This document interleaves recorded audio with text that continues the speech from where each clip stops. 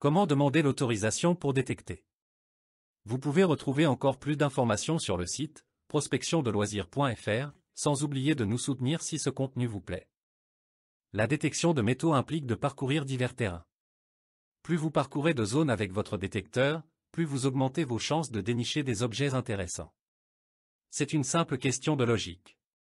Cependant, pour réaliser cette activité, il est impératif de solliciter l'autorisation des propriétaires des lieux que vous souhaitez prospecter. C'est une étape obligatoire, comme le stipule la loi en France concernant l'usage des détecteurs de métaux.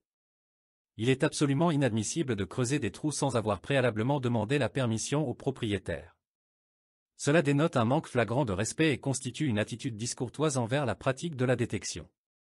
La détection n'est en aucun cas assimilable au pillage, il est nécessaire de faire preuve de responsabilité à tout moment.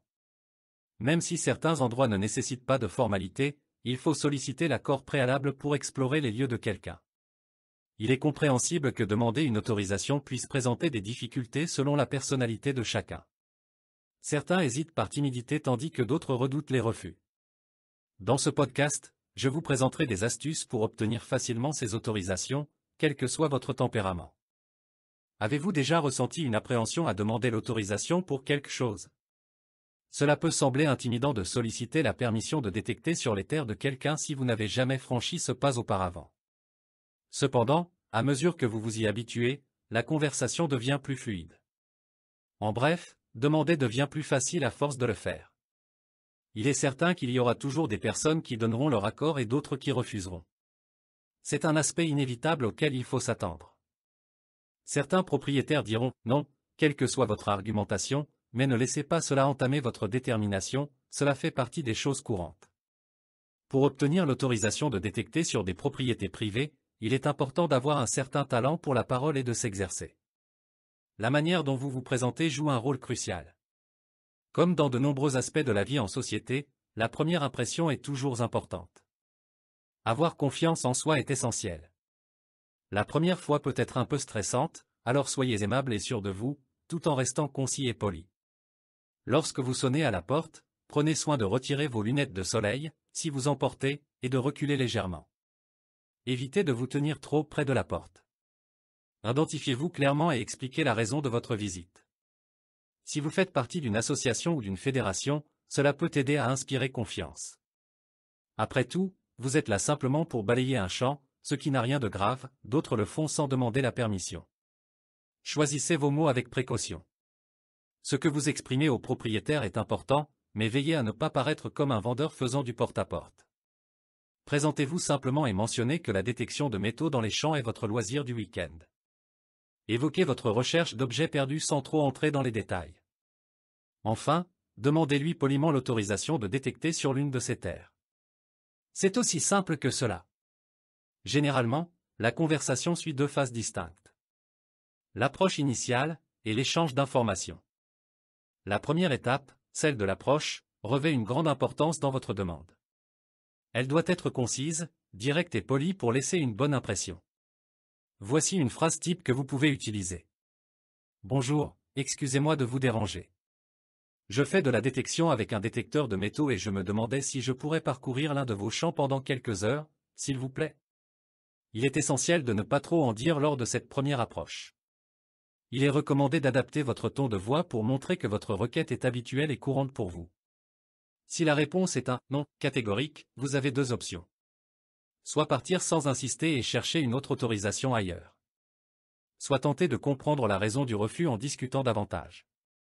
Ensuite, vient la phase d'information, que la réponse soit positive ou négative. C'est à ce moment que le propriétaire cherchera à en savoir plus sur votre activité. Cependant, selon son attitude, vous pourrez juger de son intérêt pour votre loisir, ou de son désintérêt. Quoi qu'il en soit, la règle fondamentale est de ne pas fournir trop de détails ni utiliser certains mots, tels que trésor, creuset, pelle, monnaie, ou tout le vocabulaire spécifique à notre loisir.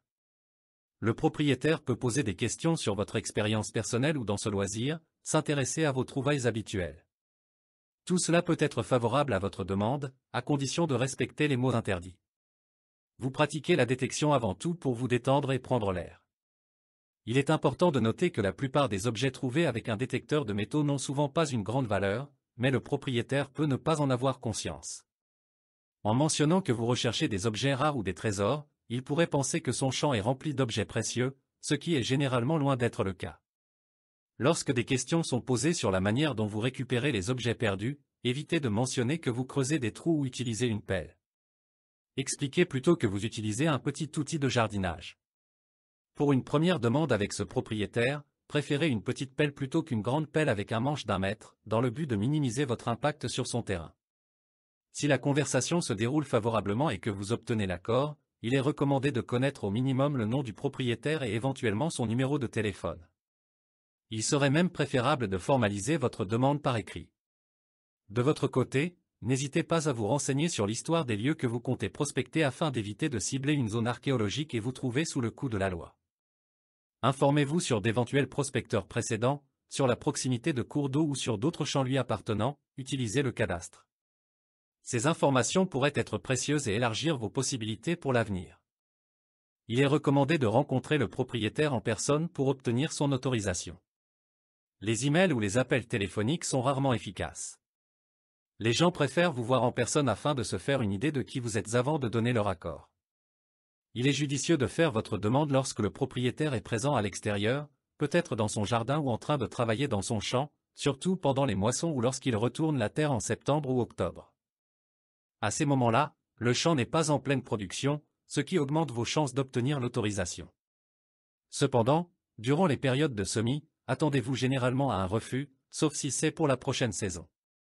Les propriétaires, souvent des agriculteurs d'un certain âge, apprécient que vous vous adaptiez à leur code vestimentaire. Porter des bottes, par exemple, peut jouer en votre faveur, car les agriculteurs les portent souvent lorsqu'ils travaillent. Cela peut sembler anodin, mais cela peut influencer leurs décisions. Il est préférable de ne pas faire votre demande en groupe, car cela peut donner l'impression que vous allez perturber le champ. Cependant, venir avec votre enfant peut projeter une image plus positive, montrant un intérêt transgénérationnel pour cette activité. Les femmes pratiquant la détection ont parfois un avantage. Dans un domaine souvent masculin comme l'agriculture, leur présence peut adoucir les échanges. Si vous demandez l'autorisation à la femme du propriétaire, il est probable qu'elle souhaite que vous parliez à son mari avant de donner une réponse. Même si elle peut parfois accorder l'autorisation, elle consulte généralement son mari. En cas de découverte, vous êtes considéré comme l'inventeur de l'objet. Toutefois, il est essentiel de partager vos trouvailles avec le propriétaire. Établissez un accord avec lui avant de commencer vos recherches. Vous pourriez aussi prévoir une stratégie pour partager vos découvertes si besoin. En général, les propriétaires vous laisseront garder vos trouvailles, mais il est courtois de laisser un petit souvenir de votre passage.